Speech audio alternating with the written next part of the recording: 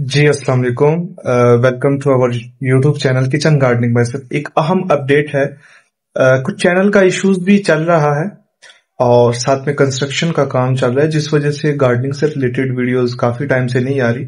करीबन 3 मंथ्स हो गए हैं।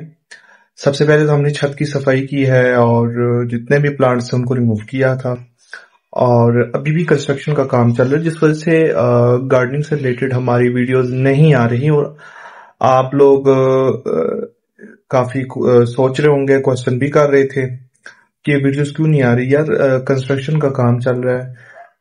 प्लांट्स, ज्यादातर प्लांट्स तो खत्म कर दिए गए हैं। कुछ प्लांट्स रह गए थे जिनको साथ वाले घर पर रख दिया था, लेकिन वहां पर जाना प्राइवेसी का इशू होता है, तो इसलिए मैं वीडियोस नहीं बना सका।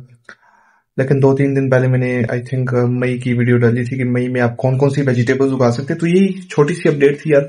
तो इंशाल्लाह बहुत जल्द अगेन हमारी गार्डनिंग से रिलेटेड वीडियोस आएंगी। कोशिश करूंगा कि आज भी वीडियो दे दूं कि गर्मियों में आप अपने पौधों को किस तरह इस तपती धूप से बचा सकते हैं। बहुत शुक्रिया, मिलते हैं नेक्स्ट वीडियो में। अल्लाह हाफिज।